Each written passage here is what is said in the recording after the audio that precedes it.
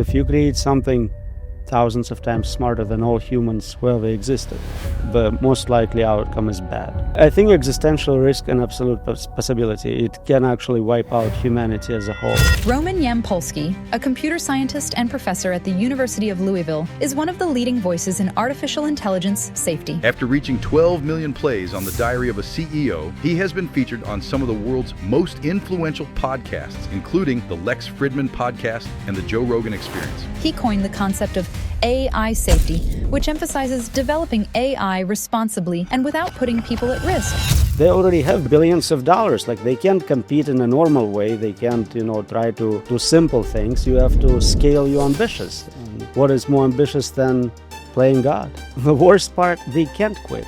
So right now, the CEOs are captured in this game where their personal interest and global interest are not aligned. Individually, each one wants to have everyone stop, but someone external has to pull the brake. They cannot stop unilaterally. No one knows how to work on controlling superintelligence. Maybe because they don't exist yet, but also maybe because the problem is impossible. Do you think we have to focus on the existential risk more than on other sure problems that we are coming, like employment? If you lose your job, you know what happens? Well, nothing happens. You get a different job, whatever, like you get unemployment. You know what happens if everyone dies?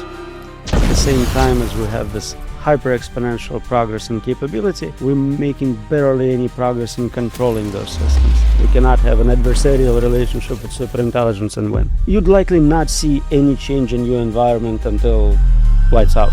Roman, it looks like there is no solution for this, so... Since the beginning of this channel and this podcast, I always had a very dichotomic view of AI. I always talk about the great benefits that it brings us, but also about the dangers that it has. And if someone knows about the risks of AI, that's Roman Yampolskiy, the person that invented the term AI safety. He's been working for decades on AI safety, and he thinks there is no solution. If we invent superintelligence, we will all die. Today, we're going to talk with Roman about why he thinks this way and what is the things that we can still do to avoid a dooming end. He's probably one of the most doomer person in the AI world with a p-doom of about 99%. So definitely he thinks that there is no way to avoid this unless we don't build it. Enjoy the talk, but most importantly, reflect over the talk. Roman, you created the term AI safety, and you've been working on this for 15, 20 years, and you think that AI may kill us all. Can we break this down? What is that you think it's dangerous from AI? Advanced AI. So not the tools you have right now, not your spell checker, not your GPS unit. We think, and many people in the industry agree, that we are on the verge of creating something human level and very quickly going beyond that superintelligence. At the same time as we have this hyper-exponential progress in capability, we're making barely any progress in controlling those systems. So if you create something thousands of times smarter than all humans who ever existed, but you don't know how to control it, you can get some negative outcomes out of it. That's a very logical reasoning, but someone would say that we have created other technologies before. What's the main difference between other technologies that we had in the past and AI? Tools versus agents. All the previous inventions were tools. You invented a wheel, you invented a knife, you invented even nuclear weapons. Some human somewhere had to deploy it, had to decide how to use it. Even if it's dual-use technology, a hammer can be used to build a house or to kill someone, but a human decides. What we are starting to create are agents, independent decision makers, capable of setting up their own goals, or at least intermediate goals on a path to the goal we set for them. We don't control those intermediate goals. So the decision is not predictable a lot of times. It's like the difference between guns and pit bulls. Guns don't kill people. People with guns kill people. But a pit bull decides which baby to eat. Okay, that makes lots of sense. At what point did you get seriously concerned? Because, as I said, you've been working for a long time. When did you start working on AI? So I was doing my PhD on safety for online casinos and preventing bots. Okay. So that was kind of early glimpses of what is to come. Once I started kind of trying to predict what's coming next, capabilities, improvement within bots, it became obvious, okay, there is a whole domain here we can work for a very long time to make AI beneficial for humanity, safe and secure. But once we started really trying to understand capabilities of systems smarter than humans, the realization is that there is very little we know how to do in that space. And every time we zoom in on some specific problem, there is 10 additional problems. It's kind of like a fractal, infinite, dimensional super vector of problems. There is never, oh, we solved it, we're done, we can go home. There is nothing else to do here. There's just additional problems at every level. And then at what point did you get concerned? A lot of those simple tools which you would think you need to control an advanced agent, ability to explain its behavior, comprehend what it's doing, predict it. We have a paper surveying like 50 of those. If all of them have limits, upper limits, and what can be done, the overall conclusion is maybe we can't control something smarter than humans indefinitely, just because we don't have the ingredients necessary to make this possible. So at what point you got really concerned in your career? Like it was like early on, or it took a while until you realized that was really dangerous? So early years, first 5-6 years, I was working on making safe AI. I was sure it's possible. We just need to understand the nature of a problem, figure out details. So formalizing it was part of it, giving it even a meaningful name. Previous names were kind of not scientific enough, in my opinion, but formalizing the type of problems we're likely to deal with, at what stage, at training stage, at deployment stage, listing all the possible issues, value alignment problems, problems with data, communications not being ambiguous, basically surveying everything that can go wrong. But once that part was finalized, the actual work had to begin. And for every one of those, we quickly hit on upper limits. Okay. And what kind of scenarios you have in your head that could like happen? Like they talk about, we heard like Hinton and Bengio talk about existential risks, and how bad do you think this can get? Because your PDOM, your possibility of this ending in a bad place is really high, like 99%. So how bad do you think is this scenario? So I think existential risk and absolute possibility, it can actually wipe out humanity as a whole. And there are many reasons it can do it, which we cannot predict. Again, not being super intelligent, it's not something we're capable of understanding. It's unknown unknowns for us. I can give some reasons why, from my point of view, it would make sense. Maybe it needs to modify the planet. Maybe it needs to have data centers at certain temperature, and so cooling down the whole planet is an advantage. Maybe it's worried about us creating competing superintelligence. There is quite a few reasons I can think of, but none of them are important because I'm not at that level of thinking and will definitely miss the real reasons. Okay, because we're talking here, in any case, whenever this becomes something more intelligent than humans, is this like, maybe we have to define this for the audience, but is this the definition of AGI or ASI? What is your... So AGI typically is a human intelligence. So it's a drop-in employee, someone you can take, put in your team, they'll do accounting, they do taxes, whatever a human can quickly learn. But if they start doing science and engineering and develop the next generation of AI, very quickly you have this recursive self-improvement. It becomes better and better at getting better at learning, at additional scientific discoveries in that field. So at that point, it's smarter than any human in any domain, and it keeps getting smarter. People usually stop thinking at that step. So you got superintelligence, you're done. But you're going to get superintelligence 2.0, 3.0. Okay. The process will continue indefinitely. So AGI would not be necessarily an existential risk. It will be when we go beyond and we have an explosion of intelligence, that then it becomes much, much smarter than us to the point where we cannot understand it. And that's when we lose control. So AGI could be quite dangerous. People can use it to automate a lot of crimes, a lot of terrorism, a lot of military applications, but it's still something we can probably understand and compete with.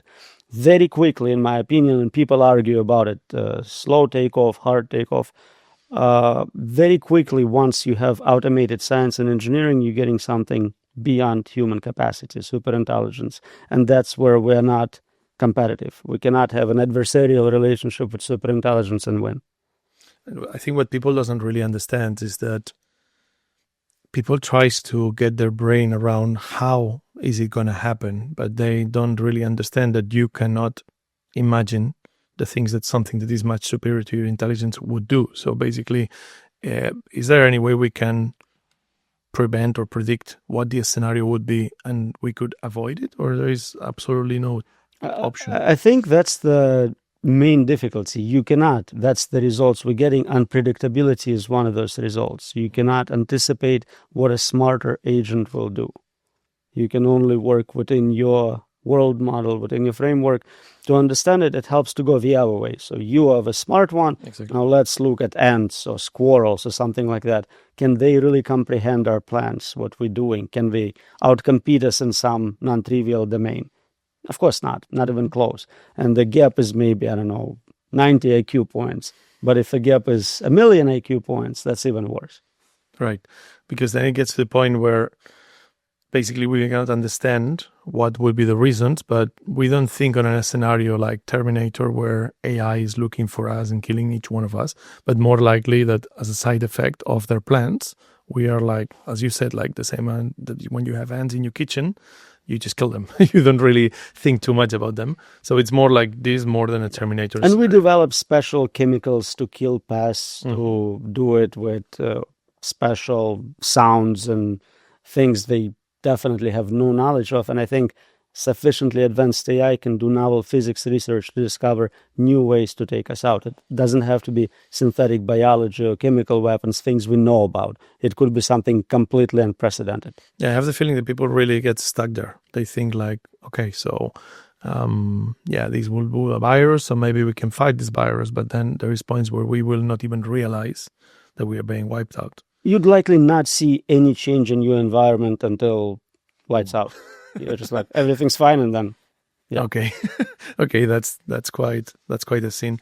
But this scenario is all about you said before, if we build ASI or AGI and then that becomes ASI after right after that. No, but how close are we to that? Can we believe when they're saying that AGI is around the corner, or we are in a point where this is nowhere near our lifetime? I trust prediction markets. I trust people at the top of labs who are saying we're just a few years away. If you take progress over the last 5 to 10 years and project it forward, we're definitely crossing that line of average human for sure. If you look at the last 3-4 years, we had something which was probably elementary school child, then a high school. Now college students definitely being challenged with the latest models, and even maybe PhD students and young professors. So with the same rate of progress, give it a year or two, you have PhD level researchers. And I think many labs are now stating explicitly their goal is to create automated researcher to help them move this forward. So if it continues on the same trajectory, and the latest release from Google, they're saying there is no slowing down, you still have scalability at all levels, at pre-training, at post-training. So it seems like we're going to get there on schedule. Yeah, just not long ago, Sam Altman said that in September 26, we will have a AI that can develop or can help to develop new science. And then at 28, I think he said that it will do it by itself, totally independent. So that would be the point that you will define as AGI? So again, AGI is about automating most human labor. Some people said useful human labor, but really all human activities. And today we're starting to see reports from mathematics, from computer science, from other domains where AI is helping to make novel discoveries. It's not a primary, it's not a PI, but it's definitely assisting top scholars. And is the existential risk the only risk from AI? Or do you think there is other things like employment or like the loss of truth? Is there any other things that we have to worry? Because I remember I watched not long ago, it was more than a year ago, there was a debate somewhere in Canada, and there was on one side, it was, I remember it was Max Tegmark and Joshua Bengio, and on the other side it was Jan LeCun and Mitchell, if I don't remember wrong. And one of the things they were saying is like, when you talk about existential risks, you're taking the attention away from the short-term problems that AI is going to bring. You talk a lot about existential risk. Do you think we have to focus on the existential risk more than on other sure problems that we are coming, like employment? I think it was in Davos, if I remember Maybe it was correctly, in that Davos. debate. But it's interesting. So it used to be that people talked about short-term risk and long-term risk. But I think they flipped. So existential risk will come then we get smarter than us systems. And the prediction is they're coming very soon. Risk to things like unemployment can take much longer. Yeah, we have capability to automate those jobs, but it takes very long time to deploy something through economy. Okay. The example I always use is video phones. AT&T had working video phones in 1970s. Nobody had them. There was no one you can dial and they would pick up. So until iPhone showed up, video phones were not deployed. And it's the same, take self-driving cars. They exist today. There are people around the world right now in self-driving cars getting places. I had to drive here. Why? Same exact problem. So it may take decades to fully deploy even existing AI capabilities through the economy to get all the benefits, but things like existential risk are actually coming sooner. That's one argument. Second one is just the impact. If you lose your job, you know what happens? Or nothing happens. You get a different job, whatever, like you get unemployment. You know what happens if everyone dies? Right. So you can't even compare to say that somehow this is competing problems. Like historically, we had people who worried about climate change and somebody was cleaning up the snow.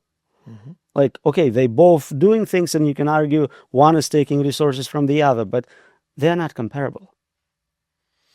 They're not comparable, but I think it's very interesting that the first argument you said that it may come sooner. That would be definitely a reason to worry about this, because I have the feeling that we have to worry about the earlier problems first. That's normally, for example, when I have two kids, 11 and 9, and when I think about the impact on AI in education, I'm worried about that, but I'm more worried about other things because I think that's a 10-year problem. So I'm thinking like there is many other things we have to worry on the way. So I always had the feeling that a very smart LLM like ChatGPT is doing, it's already like affecting some jobs. We've seen it like a couple of weeks ago, like Amazon fired 14,000 people. So we see that it's starting to affect the job market. But I never considered, and now you're making me think, and I like that the existential risk could come sooner than the impact in economy or jobs. Because I assumed always it was progressive. By the time we get an AI that is good enough to affect jobs, this will not be good enough to wipe us out. But as you're right, it will take time until this AI is in every single company in the world and they start firing all their employees. So maybe between the time that this happens, the other one comes in. But that is assuming that it happens. And that is my biggest problem with these theories about, I am very pessimist about AI, but I'm more pessimist about humans than AI. So about that we will kill each other more than AI killing us all. But my main thing is that the existential risk is something related to if we get there. I'm still not 100% sure, confident that we will get to an AGI. I think we may touch a ceiling. Do you think there is any possibility on that, or you think it's clear that we're going towards it? I would be so surprised if we just at this point hit like complete diminishing returns. Every week there is a new paper showing progress in subdomain, subfield, the resources. They're building up $1 trillion worth of infrastructure. For all of it to have no improvement over existing models would be super surprising. But even if it was close to that, they're already smarter than average people. I basically stopped recruiting new human students. I see no point. By the time they go through the regular training process 2-3 years later, I don't think they're going to be competitive with latest AI models. Yeah, it happens the same in my companies. We stop hiring juniors because normally if you get a senior and you give him like a license of Gemini or ChatGPT, it's much better than giving him like an intern. And that is starting to affect the job market. So I'm really concerned about the job market, especially in Spain. We have like 25% unemployment on young people. We have the highest in Europe, and the total unemployment is as well 10 point something percent. So it's really high. It's the highest in Europe.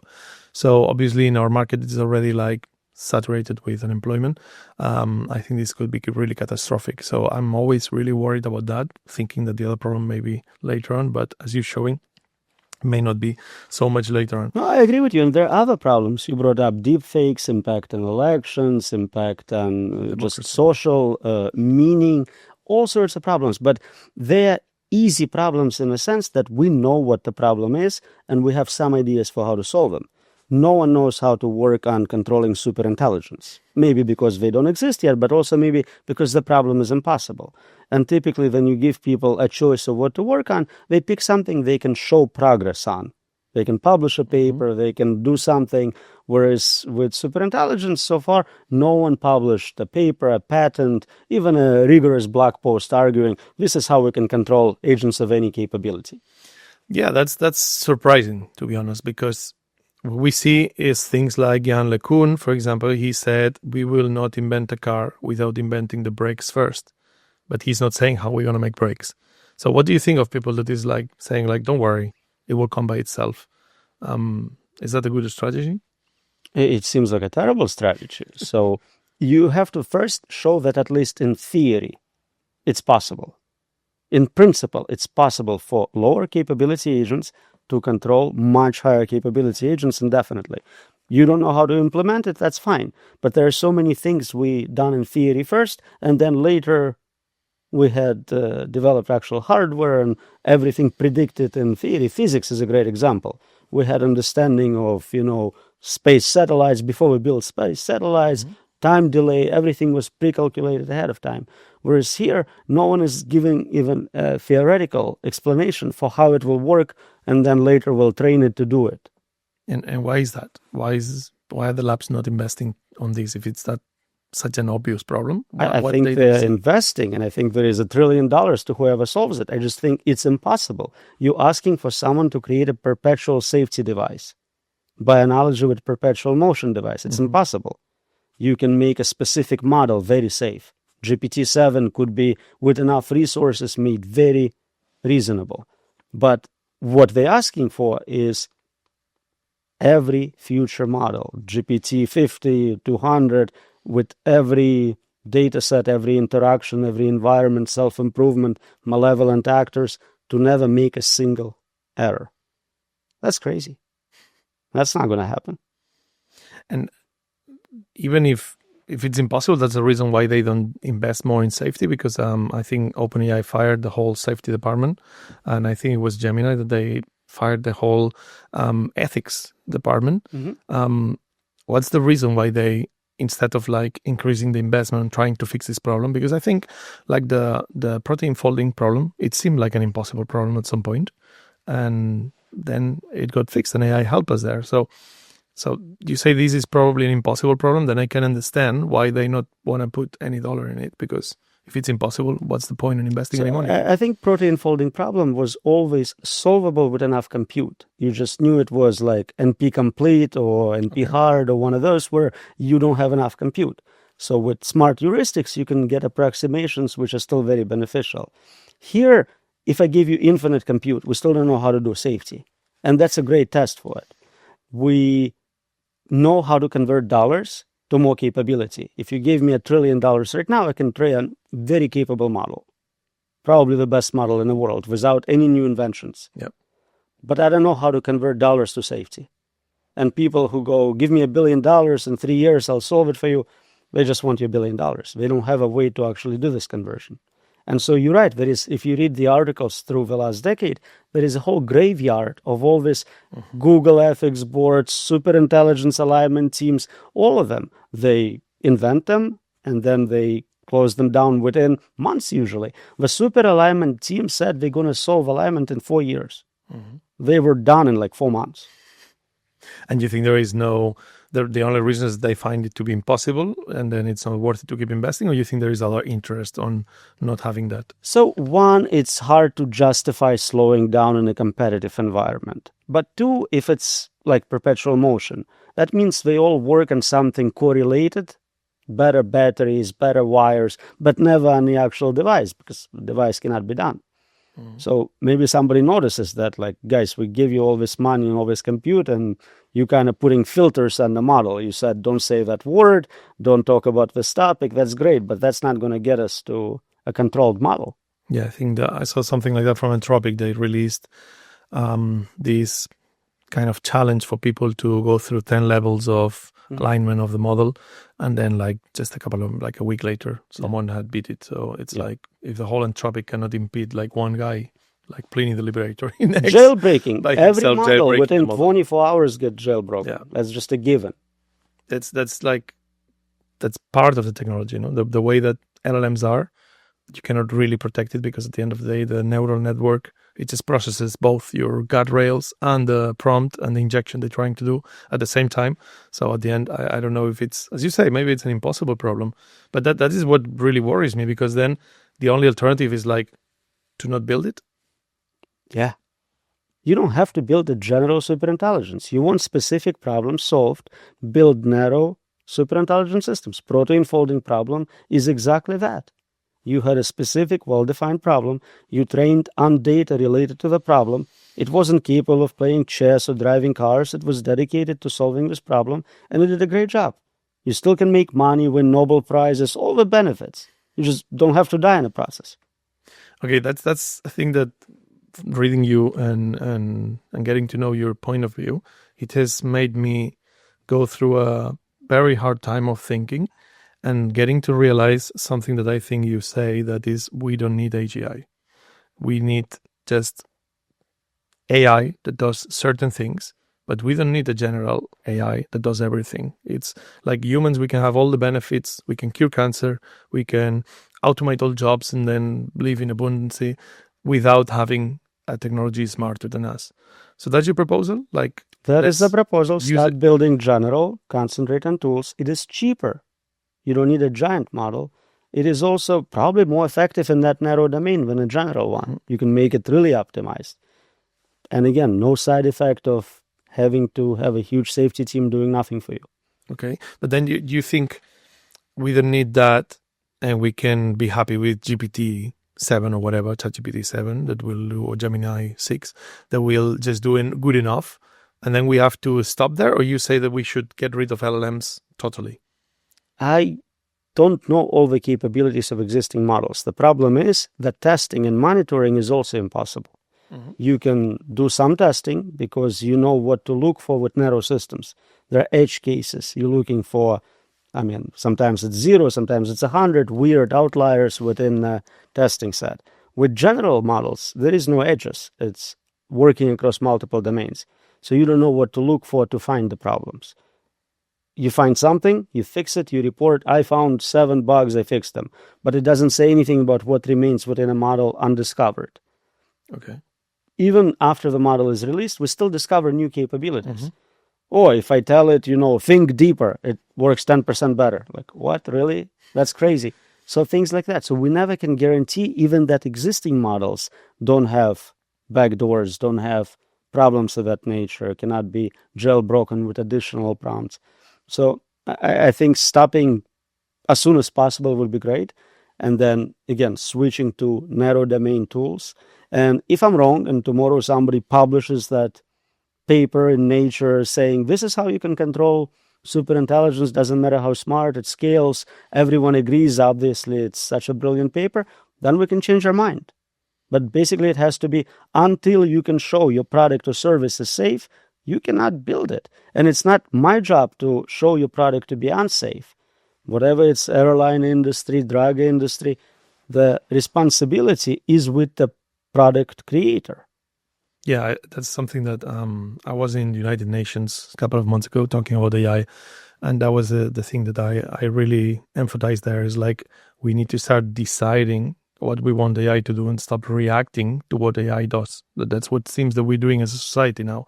They just, Sam Altman, Elon, or whoever, they just go online, they publish a new model, and then all of a sudden we all just have to run to fix things that we did not know that was happening. But the most interesting part, and I think you're the right person to talk about this, is that the main problem that people doesn't understand, and people is not aware of that, most of the audience, I don't think they really get it, is that these are like black boxes. Can you explain what is why AI or general AIs like ChatGPT, they are black boxes? What is the concept? First 50 years of AI research, we were engineering AI systems. Simplistically saying, they were decision trees. Somebody wrote a bunch of if statements. There was a knowledge engineer, and they said, If this happens, do this. Otherwise, do that. And you can read and trace them. They were getting bigger and a little more complex, but you could always kind of figure out what's going on. Neural networks are very different. They are matrices of numbers. And they got really large language models. So there are billions of nodes, trillions of weights. So looking at them tells you nothing. You can poke at it like we do in neuroscience. You can isolate a single neuron and go, every time he sees a water bottle, this thing lights up, so it's a neuron for detecting water bottles. That's about the state of the art right now in both neuroscience and understanding mechanistic interpretation. You can do multiple neurons, you can do clusters, but the whole point I'm trying to make is the upper limit on what we can comprehend. If I tell you, well, here's an explanation including billion variables, it tells you nothing. You're going to be just as confused. So the real true answer for how a model achieves a certain goal, makes a certain decision, is the model. So I can give you all the weights, and you can look at it all you want. It's not surveyable to you. So the alternative is lossy compression. I can reduce it to top 5 reasons why we denied your loan. It's useful information, but you probably not going to get full picture, and we can hide information from you using that. So that's what it is today. Even people creating those models don't fully comprehend how they make decisions. Because it's too complex. It's too complex, and it's not kind of easy for humans to understand. The format is just matrices, numbers. So we don't know what that represents a lot of times. So for me, the most representative thing about the black boxes is the emerging capabilities. When a model does something it was not trained for.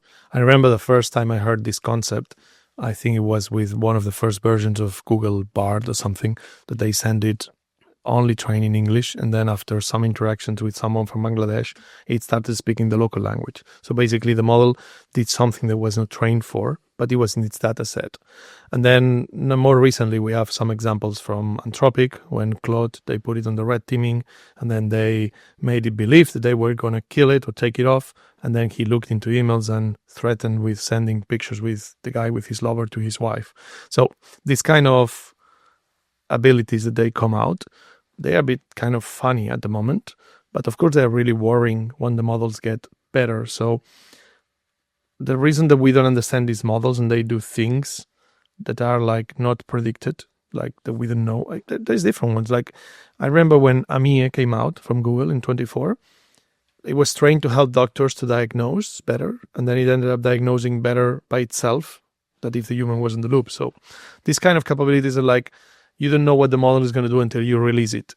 And then it seems like they're releasing them without testing them much. I think in OpenAI, the red teaming time passed from like 6 months to like 6 weeks. So it's not very obvious that this is not very smart to do, like to release these models into the market. And why do they do this? It's just for the competitive advantage of the economic race? Or? Yeah, so 2 things. One is, you brought up this example of blackmail. That's not an emergent, unpredicted behavior. That's exactly what they expected. That's why they set it up this way. That's the only logical thing for a rational agent to do. You're going to try to take advantage of opportunities there. We didn't make it safe in terms of not being unethical, so that's why I did exactly what we expect. But it was not prompted to do it. Right, but we know that it is capable. When I'm thinking about emergent behaviors and known unknowns, it discovers something no human even considered possible. Like if it discovered public key cryptography and we didn't have it, I'd be like, oh wow, that's pretty new. There's a theory about that, no? That AI is already like very intelligent, but is playing dumb to just let it in. Do you think that could be a possibility? But another part of your question, why do they release them? It's worse. They do the evals, they do red teaming, they find that it's lying, blackmailing, cheating, trying to escape, and then they release it anyways. What was the point? Like, I used to be supportive of evals, now I'm against it. Like, you're just helping them develop this more dangerous model, and then they can always say, well, we did the testing, we have a report, we staple a report to the model and release it. Why? What is the purpose of this report? You're telling me you have an unsafe product. And then we say, oh, a new model is coming in 2 months. You haven't fixed this one. You don't know how to fix that. So what is the reason behind it? Is it just the economical race? Like, do you think it's economic reasons? Yeah, you cannot get behind. The money will go to the most advanced model. So OpenAI is now losing to Google, so they're going to do everything they can to beat them in that competition. So if they had 6 weeks of testing, probably it will be 6 days. I don't know. But it's hard for me to believe that, maybe I'm very naive, but it's hard for me to believe that the only motivation for Demis Hassabis, for Sundar Pichai, for like Sam Altman, Satya Nadella is just money. Why? They have a lot of money already. Like, do you think it's just money that moves them? It's not money. There is so much more. They literally talk about it. This is power over the light cone of the universe. They think they become gods with it. You are the guy who invented God. And there is a small chance it'd be like your God who remembers the favor. They already have billions of dollars. Like, they can't compete in a normal way. They can't, try to do simple things. You have to scale your ambitions. And what is more ambitious than playing God? That sounds more like plausible. Like, it's obviously like someone that has everything. The only thing they don't have is all the power. So it sounds like they could be very narcissistic. And there is more to it. You don't want to be a loser in that race. You want to win. Those are very competitive people. They always want to at least show good effort. And the worst part, they can't quit. If any one of them says, I'm going to stop research, we're going to do something else, narrow, the investors will replace them immediately. As the CEOs, you mean? Right. So Sam cannot stay there and stop doing AI development. But that's like a soldier that doesn't want to go to war. And then basically it gets replaced by another soldier, no? So they are trapped in this situation. They part of a larger system which just marches towards more advanced intelligence. Roman, it looks like there is no solution for this. So the only way that we could stop this race is if the governments, they decide to put some regulations. Is that the path that you think that we have to take? So just last week, our government, U.S. government, decided 2 years was too long. We need to accelerate. And they decided to start large Manhattan-like project to accelerate U.S. AI efforts. I think they're fighting right now for states not to be allowed to have any laws about AIs at federal level. They want to prevent that. So that's the state of the art in the most powerful AI country in the world. So basically we have like a problem that we cannot solve and we are kind of running towards it. And the government, instead of like telling us to, hey, let's take it slower, it's just throwing more gasoline in the fire. It tells us to run faster. You're not running fast enough. We can help you. We'll get you a car to get there sooner. And why is no one seeing this? Why is I'm seeing it. Yeah, I know, but I mean, like beyond you and like obviously I've seen Benji, Hinton, and many more big names that you guys are talking about this. Why is no one else seeing it? Like the scientist, I talked, like we had in the podcast Lucas Kaiser. He was one of the 8 from the Transformers paper. Now he works in research in OpenAI. They don't see that as a possibility. They think what they're doing is good for the world. They don't see this outcome. There is some rebuttals, no? There's some things that people say, and I would like to get your opinion about it. Like many people, I think that's more like not prepared people, like scientists don't usually say that, but the general public, when you talk about dangers of AI, they say, wow, I can always unplug it. What is your vision about the unplugging theory?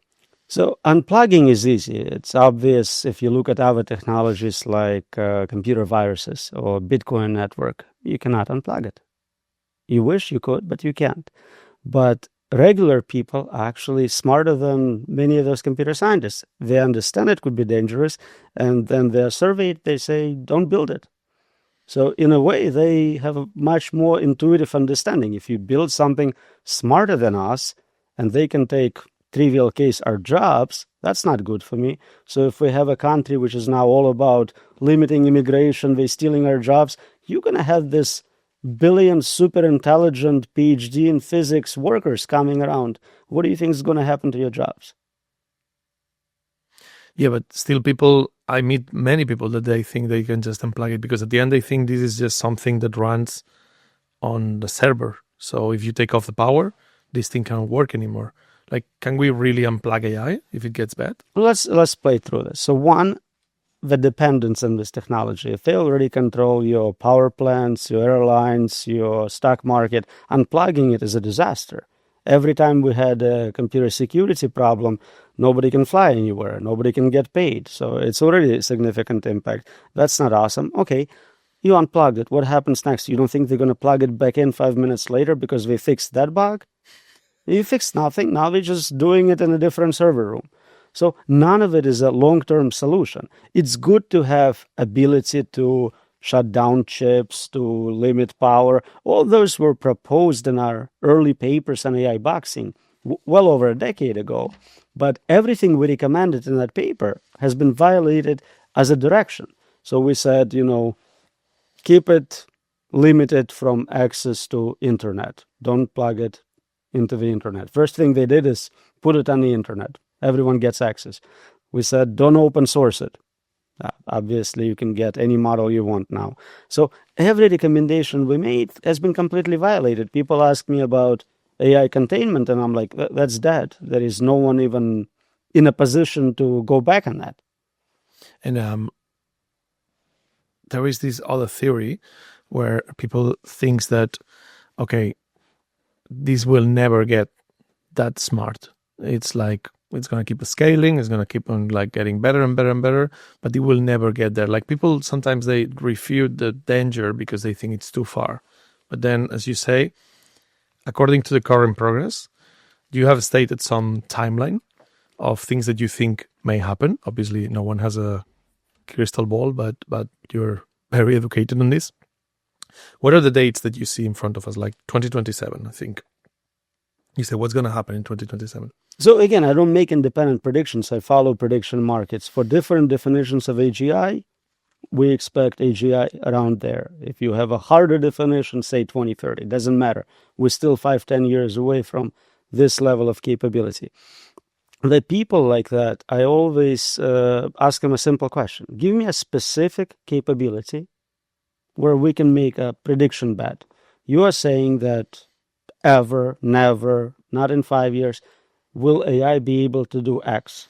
Tell me specifically what X is. Don't tell me it's love, it's something abstract. Specific skill. You can describe that skill. And so far, I haven't seen anything where only a human can do this. There's many people that think that they will not be replaced. Oh, everyone thinks they're not going to be replaced. I ask Uber drivers and they say never. Only I know the streets of New York City like that. Professors think they cannot be replaced. It's hilarious.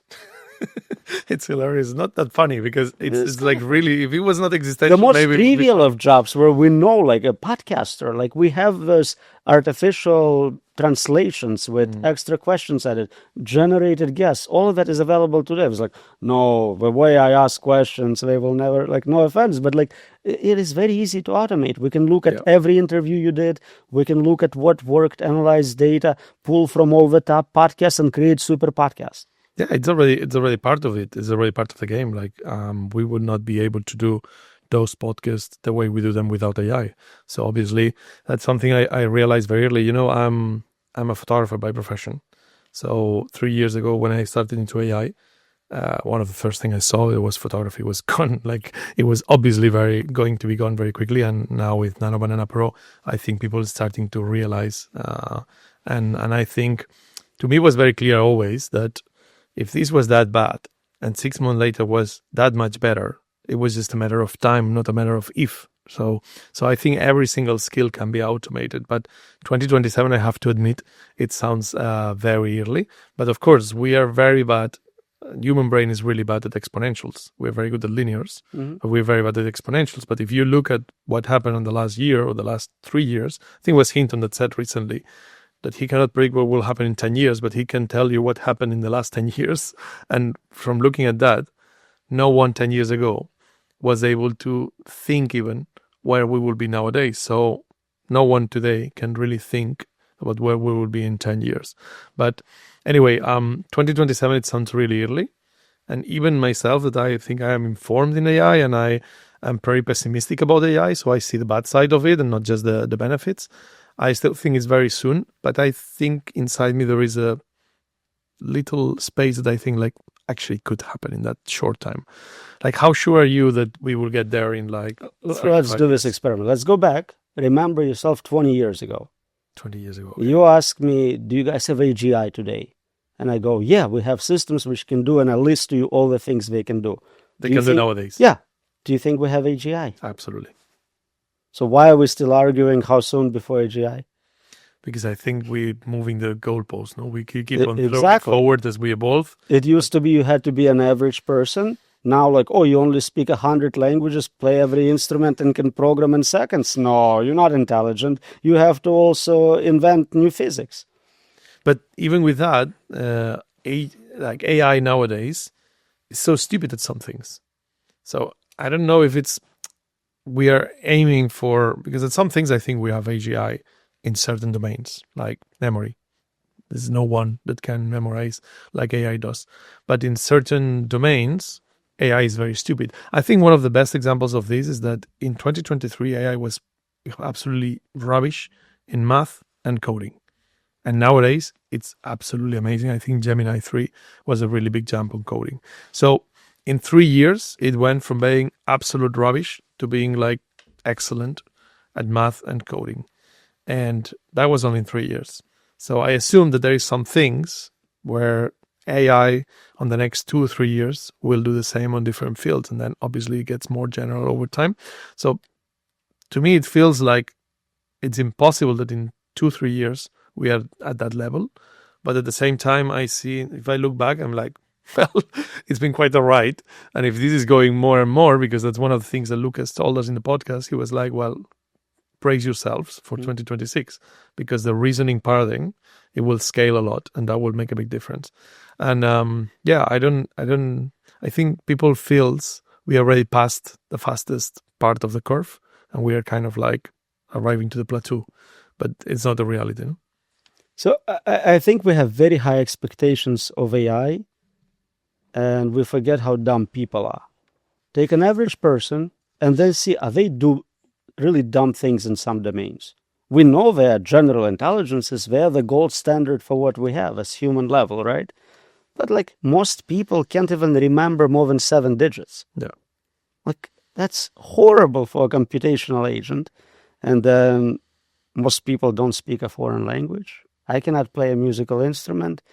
If you use that as like, well, look how stupid he is, our standards for intelligence would have to be reevaluated. We are struggling right now to find challenging tests for the latest models. They're maxing out every benchmark, every test. I think like the last exam or whatever that at half pass. So I think the arguments are just not supported by what we're observing.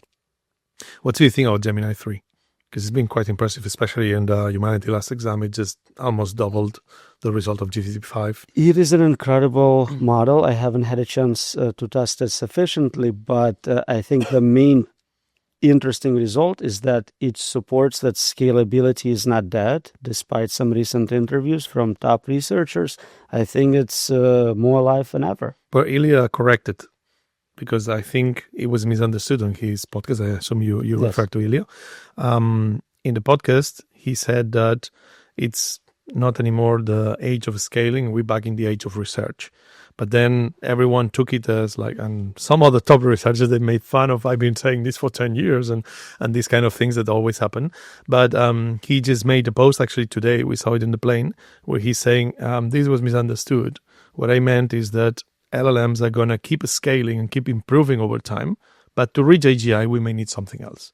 So basically, he talks about research towards ASI, which is his company. But he doesn't deny that LLMs are going to keep improving. And that is like a very sensitive way of showing that two things can be true at the same time. Like the paradigm can keep scaling, but to reach AGI, we may need something else. So I think it's a good point. What do you think about LLMs in general? Like, do you think they keep scaling until we reach AGI, or you think that we need other things as well too?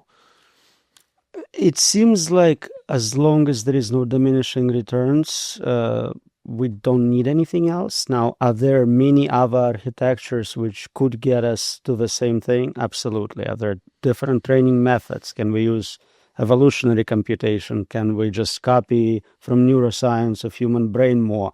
Can we switch from human brain architectures to crows and other animals which may have denser neural networks? Probably. But does this work with no new inventions and just more money? So far, yeah. Okay. So in your timeline, we go back to the timeline. You said 2027 or more or less, year up, year down, we get this AGI or this like superhuman capability on AI, which can basically start affecting seriously the cognitive work. When in the timeline we get to the point that blue collar gets automated, like robots, when do robots are going to get into the field and be actually useful?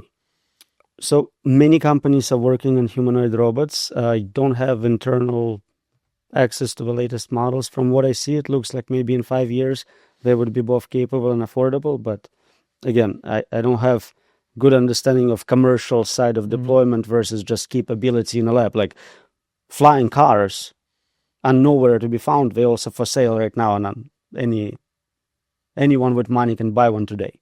So do we have flying cars or not? We do, yeah. Right. So I think it's the same with robots in 5 years. I think people who would want them would be able to secure one, but will every person have a free assistant? That's I'm more not like so an sure. economic decision than a technical decision. Economic, but also convenience. Maybe people feel uncomfortable. There could be so many other factors preventing deployment through economy, but technology, I think, will be there.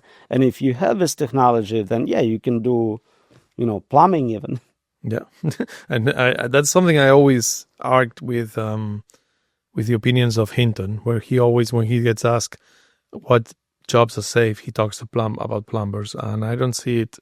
I don't see any point. This maybe leads us to talk about the job market, but I don't see any point about anyone pivoting their career because it's such a short term before other careers get affected that you will not have time to reskill to do another profession. So at the end, it's not about what job is safe. It's about assuming that no job will be safe.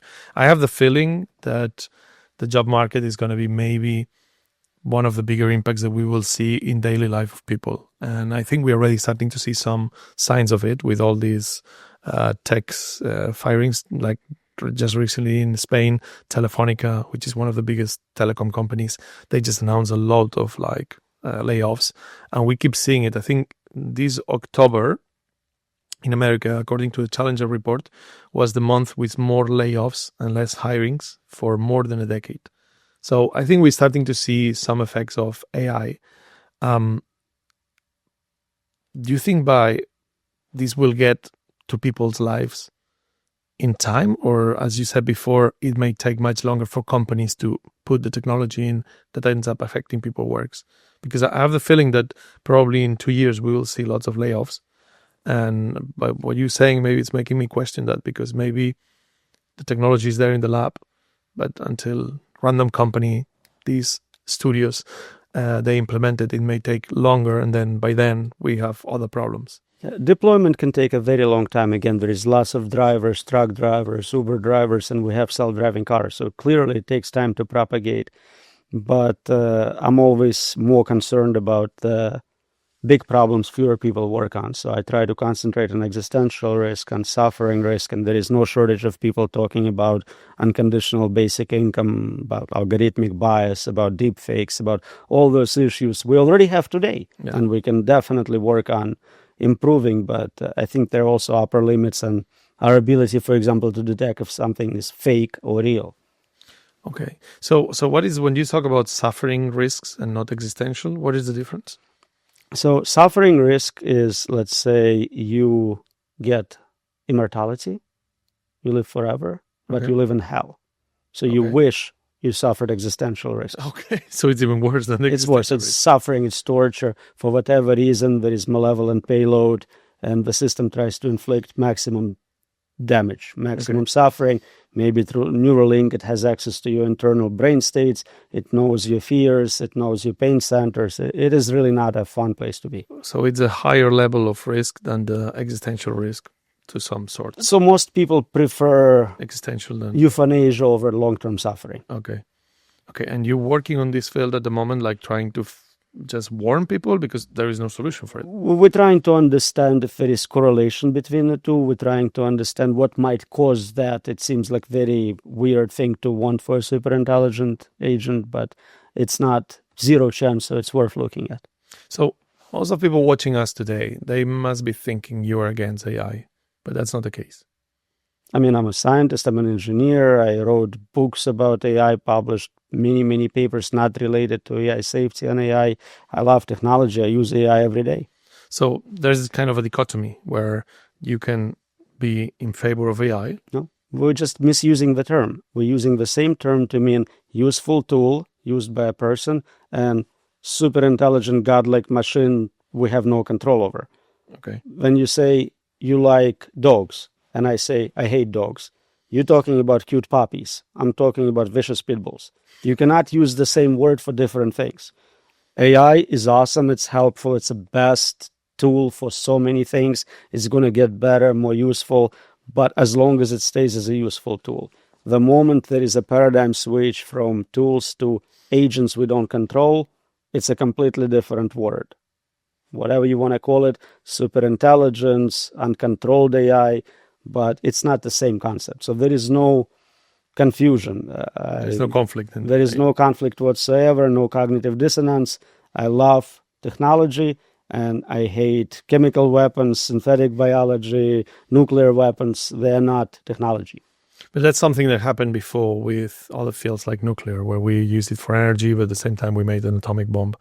And that's also like, I think Einstein was in favor of atomic energy, but not about the atomic bomb. That's why he didn't work on the Manhattan Project. So this is basically where we are now. No, we have something that it's called the same, but it's nothing to do one thing with the other.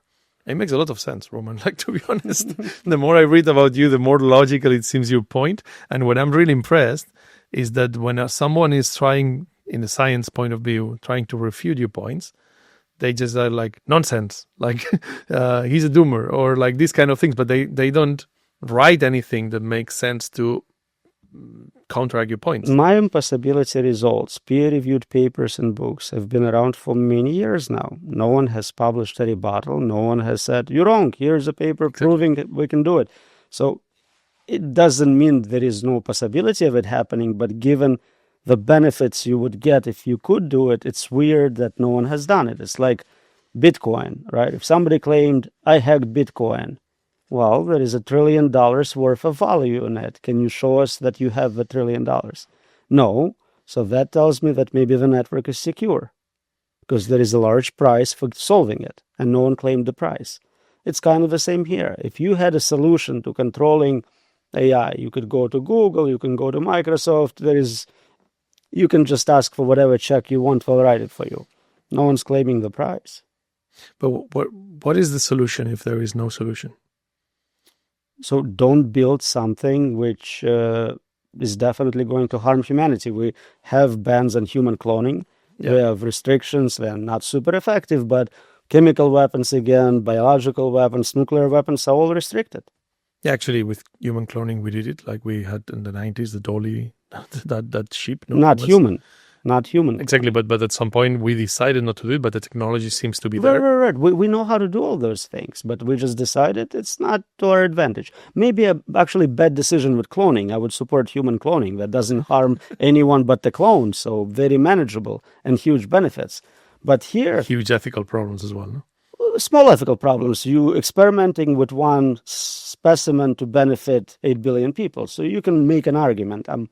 Not my area of research, but it's not crazy if someone, I think a guy in China actually did human cloning. So very, very keen about it, yeah. Right. So not the craziest. But here, if no one makes an argument that it's possible to control, and then I talk to people, it's always like, well, obviously you can control it. Like, why would you even argue about it? Everyone knows that.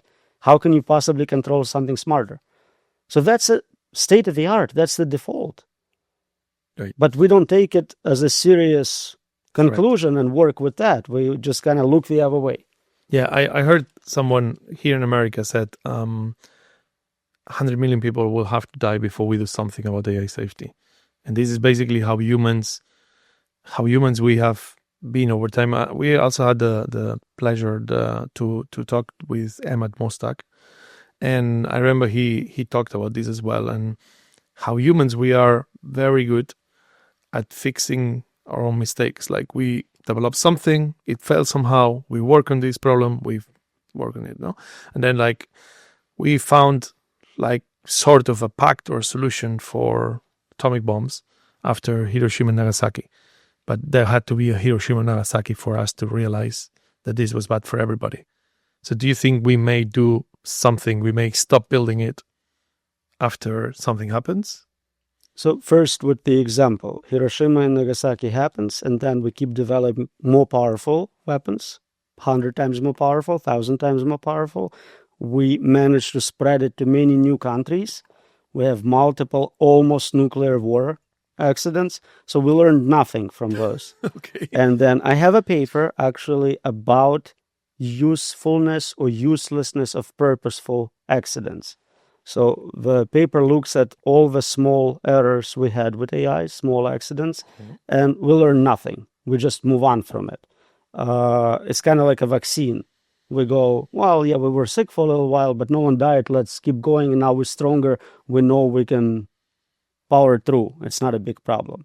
So we never had something like 100 million at the same time. But if it's slow and gradual, it just kind of gets a little bit worse. Nobody cares. Think about cars. If we didn't have cars and somebody came today and said, I invented cars. You can get pizza a lot faster, but 100,000 people die every year in accidents. Would we accept that? Would we start having cars? No. Like, are you insane? Over what? Pizza? Like, of course not. But if it's gradual, we got cars. Yeah. And the problem is that AI is gradual. Very. Very much gradual. Yeah. Because it's like also every day you see something that makes your work easier or better. So it's hard to have hard feelings against it. Mhm. Because I know it's not the same, but since we put it all in the same pot, we think like, no, but my mom got diagnosed, so this is good. And I think this was one of the biggest mistakes of the early times of generative AI at the beginning in 2023. It was like they made the narrative that, yeah, this will create deepfakes, but it's curing cancer. And I got to realize it has nothing to do one with the other. You can cure cancer without getting deepfakes. And that's my problem with AI companies, AI labs, and this is normally the lobby doing on the legislator, and they telling them like, oh, but if I cannot do deepfakes, I will not be able to cure cancer.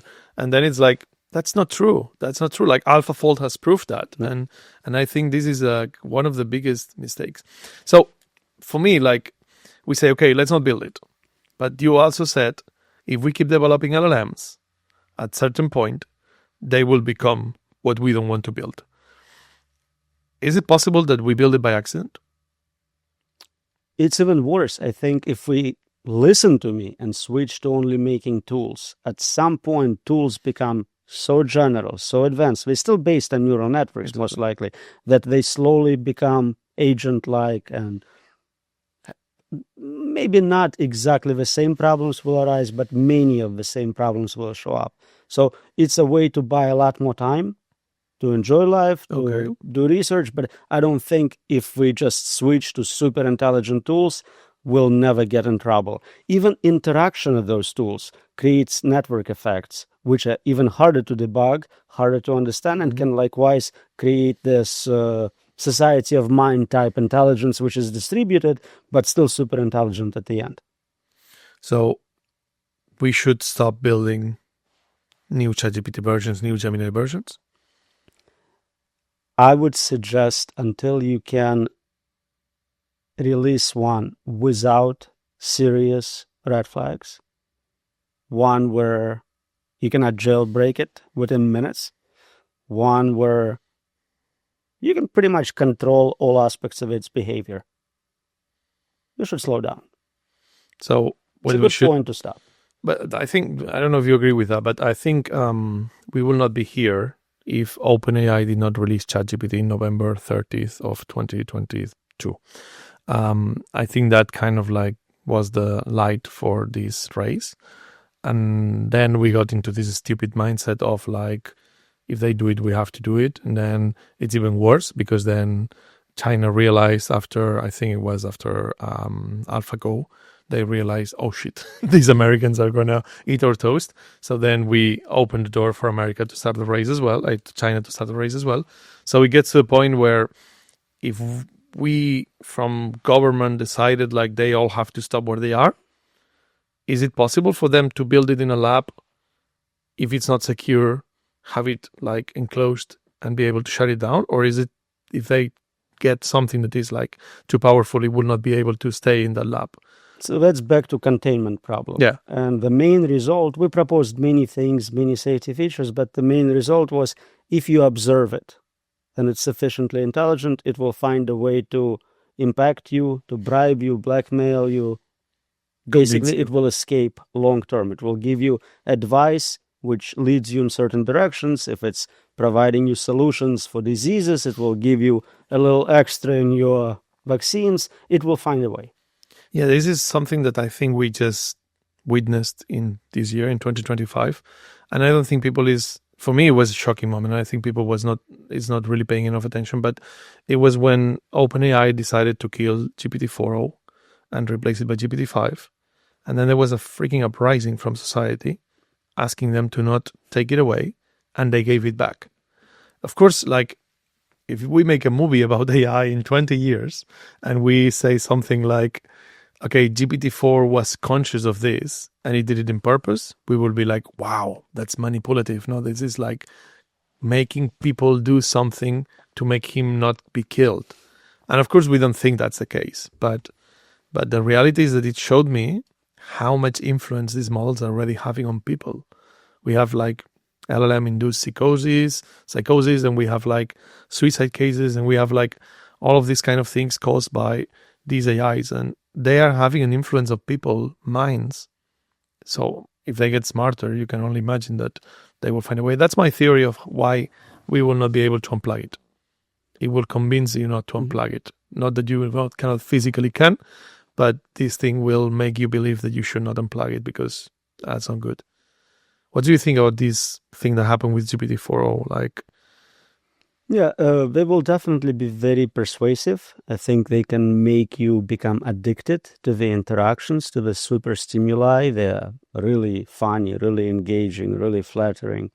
But even more so, we're just conservative by nature. Like, I still miss Windows 7. I don't know why they made me switch to 8. Like, who does that? Just stop making new Windows. Like, fix one, make it bug-free, and we're done. I was just forced from 10 to 11 again. It's never an improvement in anything other than Microsoft's bottom line. What do you think about Gary Marcus? I never think about Gary Marcus. Okay. Because he's like maybe one of the biggest examples of someone that says that all of this is bullshit. And that we should not be worried about bullshit killing us because bullshit is bullshit and it will never get there. It's kind of like negationist about the impact of LLMs. And for me, it's hard to believe, but do you know about his work? Or? I know a little bit. I don't follow too much. I think I saw his testimony to the Senate. Yeah. Again, if he has a specific prediction about some impossibility in that space, like large language models can never do X, and that stands the test of time, then we can respect that. Yeah, he normally loses that bets. He's done some overtime, and he normally lost that. I think it's the same with LeCun. I think all of them made some very specific predictions at times, which were proven to be wrong by the existing models, not even future models. Mm-hmm. So it's not... Yeah, with LeCun was this one about the table, no? Like saying that table, if gears, you put the glass on the table, you push the table, yeah. What will happen with the water? No? Yeah. What is the industry doing to try to avoid this? Absolutely nothing, or there is someone doing better? Because some people talk that Anthropic is maybe a bit better at it. Do you think anyone is doing anything useful in the term of AI safety? I think in terms of abilities, the models are all about 2-3 months behind each other. And they keep alternating who's at the top, but they keep switching employees. They just keep, this round robin. I got options here, I'll go get options there. So it's the same people working with same investors and same architecture. I don't see much difference. I think anyone working for one of those large labs is helping capabilities disproportionately in comparison to the amount of safety they're getting out of it.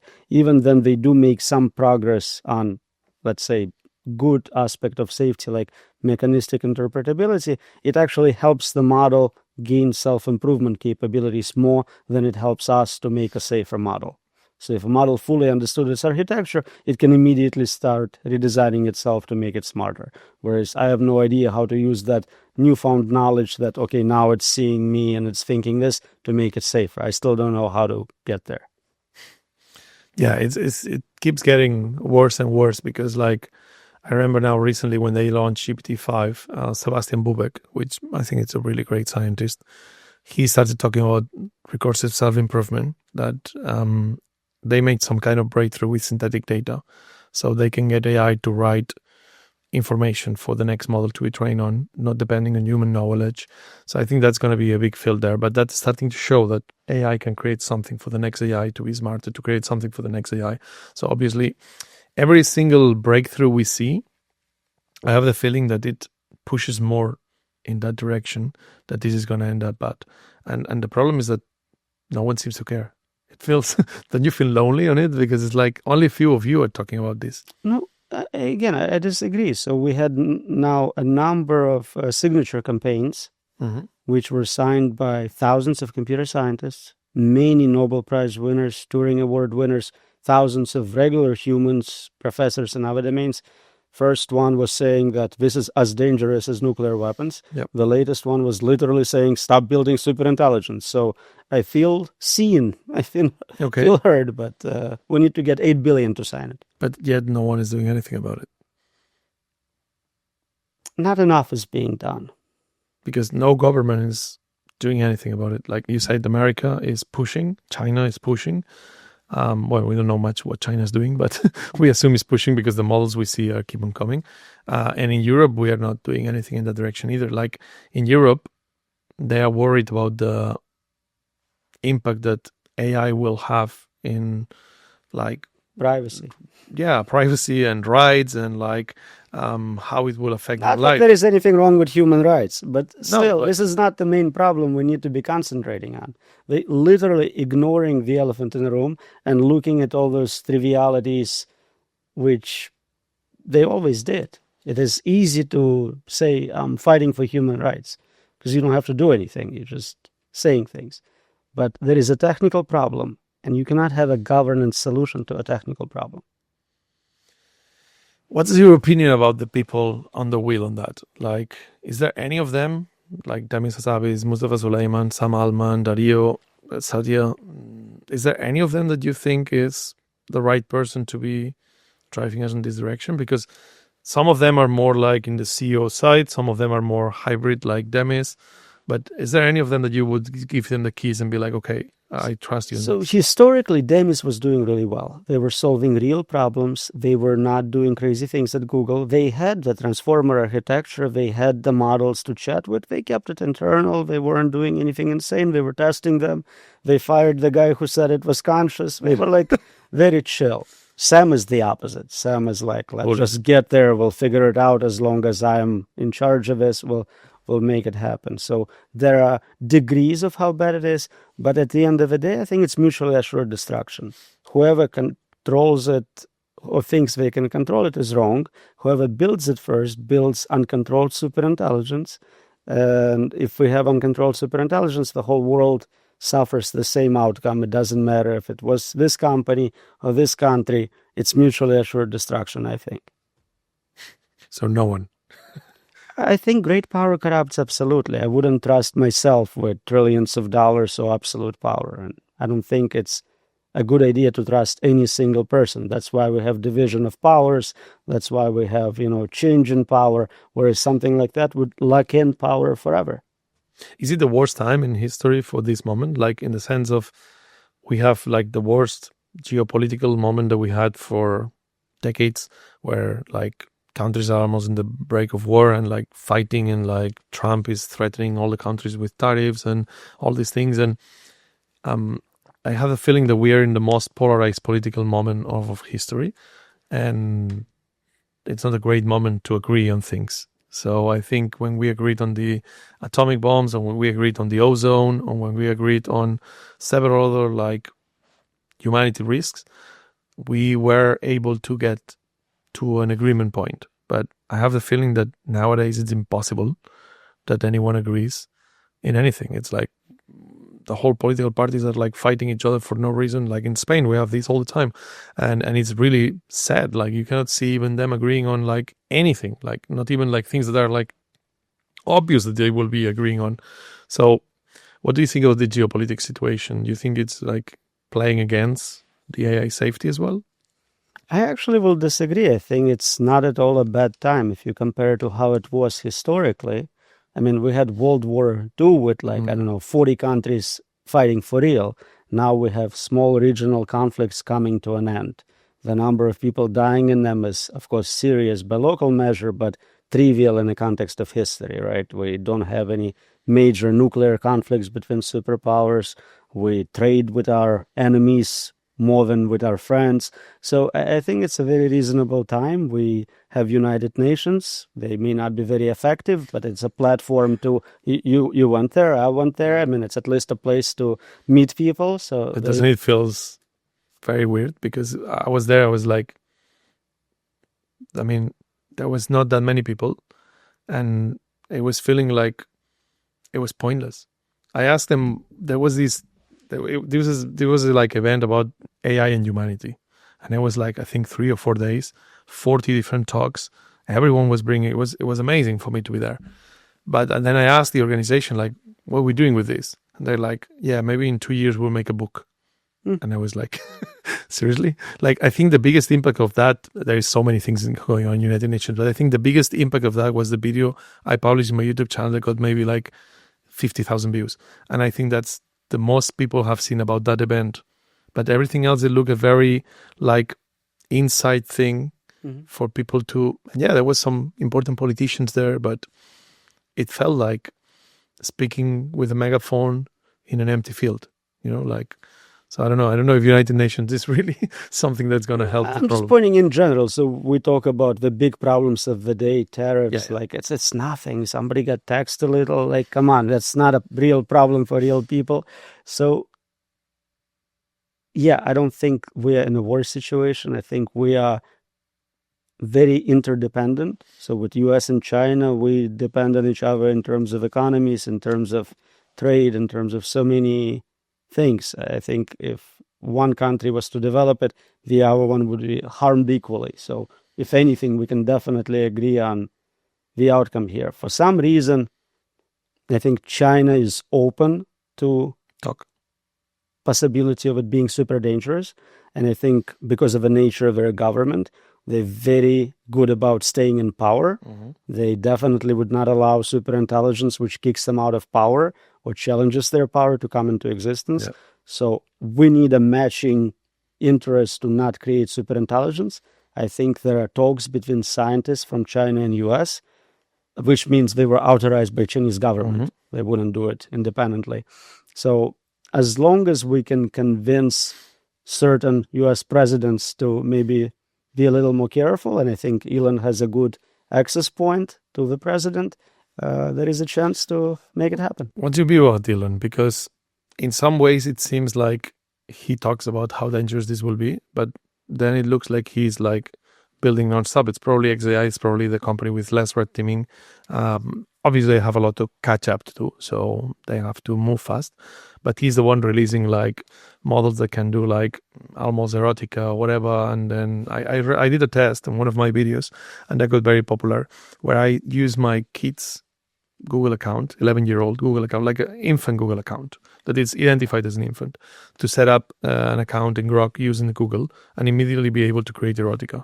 And then it's like obviously not being very careful, but at the same time he's probably one of the most openly speaking about this could kill us all. So what was your view about Elon? Why I don't get to understand him. So first, I think people don't understand just how brilliant he is. Most people think he's like 7 unicorns brilliant or something like that, but his my failed startup is OpenAI brilliant. That's a different level. When you fail at that level, you are whole different level. He tried not building it for many years. He stayed out. He funded AI safety work. He was very much at the front of taking all this doomer accusations. I think at some point he got Luddite Award for hating technology. Yeah. The guy who gave us all the technology we're Yeah, currently hoping for in the ridiculous. future. But I think he realized if he's not part of that club, if he doesn't have his own leading model, his voice doesn't matter. So he basically said, "Screw it! I'm gonna beat them at their own game and see if I can decide from the top." And what do you think we would need? Because obviously Trump is going to be in power for the next couple of years. So 10, 20, yeah. You believe that? Okay, so Unless we solve longevity problems, yeah. it could be hundreds. So how do we? What do we need to do to make him react to this? Because do you think he doesn't believes that this can be dangerous, and that's the reason why he's accelerating? I think people directly around him, those he put in charge of his technological policy, AI policy, are very optimistic, and I think they truly believe that this present a cannot very end well. filtered view of this. So I think if someone had access to him for an hour, we would be able to make good progress, but it needs to happen. Oh wow. Okay. So that's the proposal would be let's stop building general AIs. Let's regulate it in a way that Definitely not accelerated with the Yeah. Genesis project. because no, but what I mean is like we agree that you cannot stop companies from making money, so they will keep on building because that's their obligation, sort of, to their stock holders. But it has to come from government. Government has to decide to It push the would brake. allow this game theoretical prisoner dilemma to be resolved. So right now, the CEOs are captured in this game where their personal interest and global interest are not aligned. Individually, each one wants to have everyone stop, and at that point, they want to be leader in the development. But someone external has to pull the brake. Okay. They cannot stop unilaterally. So external force like a government would have to come in. They have no problem generating money from existing technology. They spend so much time developing next model, testing it, training it, investing in it, that they don't have time to deploy products and services as much as they could. Mhm. Again, we talked about some of the technology already existing, which could bring trillions. Mhm. I think if we put more effort in researching what we can do with what we have, that would scale even more. I think the next 50 years, we can easily just milk the latest model Right. Yeah, totally. without loss of trillions in wealth. So it would be great if there was an external force which brought them all together to the table and said, you're a bunch of young, rich people. You don't have to die. How about we'll do differential development? We're not going to create the most dangerous thing possible. We'll just make trillions with those safe models we have right now. And then that should come from government. I mean, ideally, they would self-organize. They're all friends. They all work together anyway. So it would make sense. But government has power to bring People to companies to the regulatory framework. Roman, this is pretty depressing. Like, We were laughing the whole time. What should have yes, because it's that kind of nervous laugh that you have when you are like in a situation that you feel like it's impossible, because it's kind of like an impossible problem. And I'm remembering, like, I had recently a conversation with Jürgen Schmidt-Huber, and I remember at some point I was laughing as well. And it's the same kind of feeling, because at some point I asked him, like, from what you're telling me, do we have to be comfortable with becoming extinct because we have to be proud that we created the next phase of intelligence, which is his vision, no? How do you live with this? Like, how do you feel comfortable? I will be freaking out if I was so convinced as you are of the situation. I don't know. I would be like anxious all the time, trying to make people realize, grabbing people by the shoulder, being like, wake up.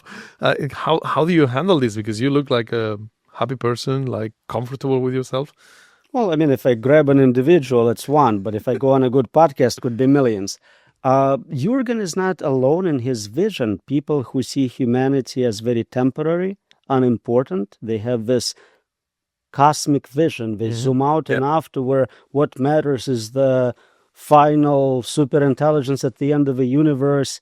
I cannot relate to that at all. Like, if all of humanity is dead, I don't care at all what happens next. Like, why would I care? Justify it to me, explain it to me. I cannot be there, I cannot enjoy it, I cannot even learn about it. It's completely irrelevant. So people argue it's very important that future robots are conscious, or they're not conscious. So zero importance, zero interest. What is important is to preserve humanity. This is very pro-human bias. Yeah, Aliens would not agree, but you're still allowed to have this bias. Every other bias is now illegal. You can still be pro-human and defend it for now. So that's where I stand. That's great. I have so the whole talk has been around like, okay, this is inevitable. If we build it, we're done. I heard recently Hinton talking about this theory where he thinks that maybe we can imbue some kind of mother instinct into AI, which could lead to building it and not dying. Do you give any chance to this kind of like outcomes where we build it and we still end up in a good place? He needs to look up abortion statistics. That's what motherly instinct accomplished. In animal kingdom, parents eat their children. Okay. So there is no outcome where we end up in a good place. There is many paths to a good outcome, either by chance or for game theoretic reasons. I have published papers on those, but it's definitely not some sort of biology-inspired emotional attachment. So one, maybe we are useful for something. So I haven't found anything, but some people argue maybe our ability to experience the universe, consciousness, qualia is somehow valuable. So maybe the system will keep us around, or at least a few of us. Maybe the system will realize it's immortal. It can wait a very long time. It doesn't have to start this adversarial relationship. Even with a small chance of us winning, why mess with it? We can be nice to humans for a couple hundred years, take over, make them trust us, and for that 100 years, you'll have a wonderful life. You'll live in utopia. Maybe another one, and I published a number of papers on simulation hypothesis.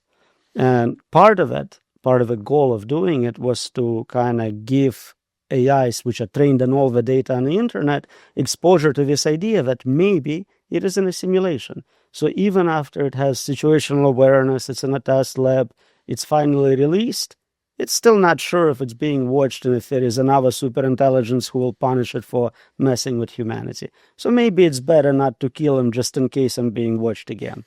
So there's some glimmers of hope, not a lot, but enough to keep me away from 1 and that 999 PDOOM scale. What do you think about consciousness? Because maybe it could help the problem. Do you think AI will be conscious one day? It could be already. It could have rudimentary states of consciousness, because consciousness is non-binary. It's a spectrum. So if you think, squirrels have some and dogs have some, maybe large models have some, people who study it think there is some reason to think they might be. They talk about their experiences. They seem to be reacting in certain ways. They have preferences, avoiding this behavior, selecting this behavior. I actually published a paper suggesting a way to test for some internal states based on optical illusions, which they seem to have similar visual processing systems as humans and animals, so they can tell some optical illusions, experience them. So that's an experience I have to give them credit for. So I wouldn't be surprised if consciousness just came along for free with intelligence, and if they're going to be super intelligent, they're going to be super conscious. So to them, we would seem like unconscious rocks, and you would have to explain why you deserve human rights. Like mosquitoes to us, no? Something like that, yeah. Wow, and then there is this theory from the guy that jailbreak the first iPhone, that he says, like, if this thing gets so super intelligent, he will just fly off and leave us on our little Earth and not give a shit about us. So maybe it's quite sad that the only good outcomes is that we are irrelevant. That imagine spending $1 trillion to train it, and it just flies away, and you're like, we lost stock options, and we have to build a new one very quickly now. That would be a funny outcome. That would be hilarious. That would be really like... Simulators have a great sense of humor. Yeah. The funniest outcome is always the one they go for. Roman, thank you very much. It's been really depressing, but at the same time enlightening. What do you think, just to finish off, that people that is watching us can do if they think this cannot be? Like if they just discover for the first time, they heard about AI, they're using it at their job, and you just made them think that this is going to end up really bad. What do you think they can do like nowadays? Like, can they do something? Or? If you have a choice to vote for someone who has a policy on this, pick someone who's not all about accelerating, bringing deadly superintelligence. But usually that's not a choice on our election cards. If you work for a large AI lab, stop. You can work for something else. You're smart. You can definitely make money in more ethical ways. But as an average person, there is very limited things you can do about many problems in life, including aging, longevity. Thank you very much, Roman. Thank you. Thank you for inviting me.